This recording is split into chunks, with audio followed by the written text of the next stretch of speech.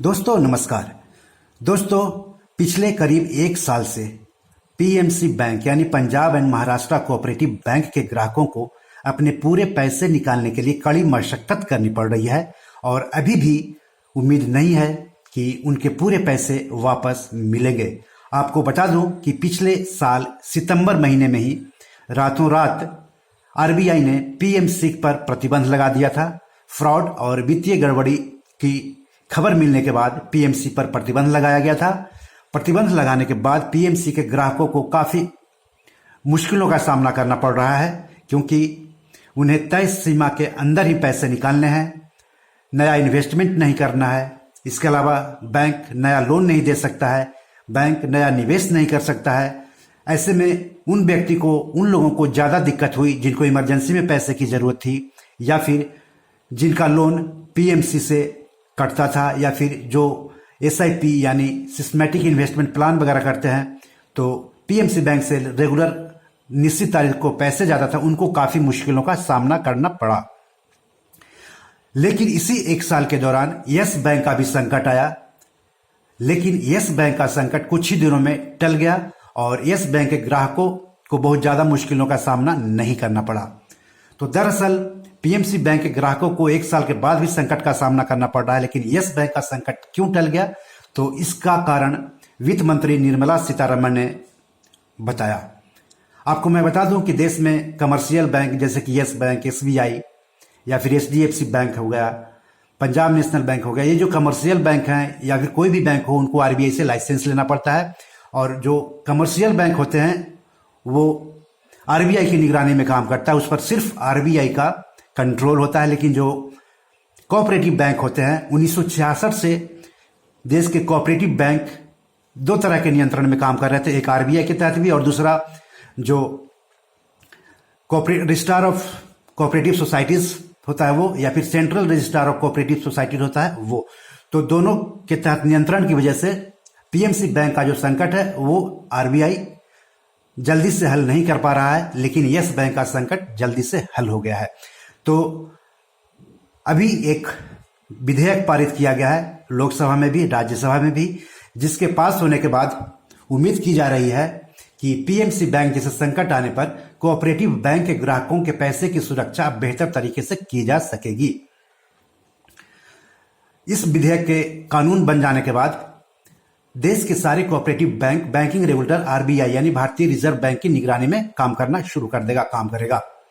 फिलहाल cooperative bank पर RBI के साथ साथ राज्यों के रजिस्ट्रार ऑफ कोऑपरेटिव सोसाइटीज यानी आरसीएस या central registrar of cooperative societies यानी सीआरसीएस की निगरानी और नियंत्रण है। तो दरअसल संसद में बैंक कार्य विनियमन संशोधन विधेयक 2020 यानी बैंकिंग रेगुलेशन अमेंडमेंट बिल 2020 पारित कर कोऑपरेटिव बैंकों की निगरानी आरबीआई के हवाले कर दी गई है। तो इससे क्या क्या फायदे होंगे? तो पहला फायदा होगा कि कोऑपरेटिव बैंकों में आम लोगों की बचत को बचाने के प्रावधान और कड़े किए जाएंगे। जमाकर्ताओं के हितों की बेहतर तरीके से रक्षा हो पाएगी। सहकारी बैंकों में पेशेवर और तौर तरीकों को बढ़ावा मिलेगा।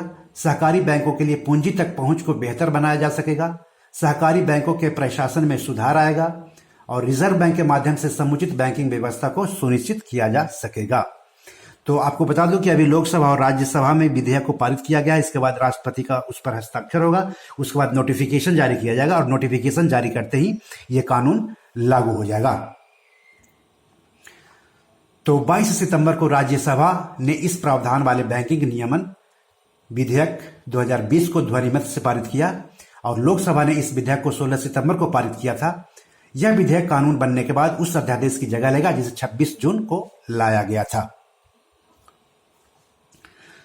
तो जमाकर्ताओं के हितों की पूर्ण रक्षा के लिए यह प्रावधान किए गए हैं। वित्त मंत्री निर्मला सीतारमण ने संसद में यह बातें कही।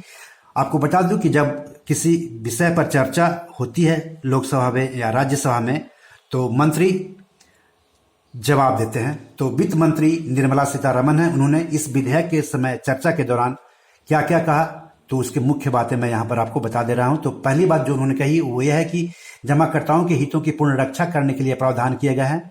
यह संशोधन केवल बैंकिंग गतिविधियों में लगी सहकारी समितियों के लिए है। आपको बता दूं कि सहकारी समितियां कई तरह के काम करते हैं, लेकिन बैंक से संबंधित जो काम है उसी पर यह कानून लागू होगा। तीसरी बात जो एफएम ने कहा वो है कि कोविड-19 की अवधि के दौरान कई सहकारी बैंक वित्तीय दबाव में आ गए हैं, जैसे कि 277 शहरी सहकारी बैंकों का वित्तीय स्टेटस कमजोर है, ये वित्त मंत्री का कहना है। इसके अलावा 105 सहकारी बैंक मिनिमम रेगुलेटरी कैपिटल जरूरत को पूरा करने में असमर्थ हैं। इसके अलावा 47 बैंकों की नेटवर्थ निगेटिव है, ये एफएम का कहना है। इसके अलावा 328 शहरी सहकारी बैंकों का ग्रॉस एनपीए रेशियो 15% से भी अधिक है। तो इस तरह से एफएम ने कहा है कि चूंकि सहकारी जो बैंक है उनकी हालत खराब है और लगातार खराब होती जा रही, इसलिए आरबीआई की निगरानी में लाना काफी अच्छा कदम है। सरकार संकट से जूझ रहे यस बैंक का जल्द समाधान निकालने में सक्षम हुई, क्योंकि यह वाणिज्यिक बैंक है। वाणिज्यिक बैंक नियमों द्वारा संचालित था, लेकिन पीएमसी बैंक संकट का समाधान अभी तक नहीं हो पाया है। ये निर्मला सीतारमण ने कही है यह बात, जब सहकारी बैंकों का नियंत्रण आरबीआई के हवाले किया जा रहा था उस चर्चा के दौरान। तो अब सवाल है कि क्या ये जब कानून बन जाएगा तो पीएमसी बैंक के ग्राहकों को इसका फायदा मिलेगा, उन्हें राहत मिलेगी या फिर नहीं मिलेगी। तो इस पर हमने बात की दिल्ली हाईकोर्ट में पीएमसी बैंक के ग्राहकों को राहत दिलाने के लिए लड़ाई लड़ रहे एडवोकेट शशांक देव सुद्धि से। तो उनका यह कहना है कि नए कानून के तहत पीएमसी बैंक के ग्राहकों को राहत मिलने मुश्किल है, क्योंकि पीएमसी बैंक का संकट कानून बनने से पहले से चल रहा है और ज्यादातर मामले में कानून का फायदा कानून बनने के बाद वाले मामले में लागू होता है। तो शशांक देव सुद्धि का मानना है कि जो नए कानून बन रहे हैं कोऑपरेटिव बैंक को आरबीआई के अंदर लाने के, उससे पीएमसी बैंक के ग्राहकों को शायद ही फायदा मिल सके। तो आज इतना ही, नमस्कार।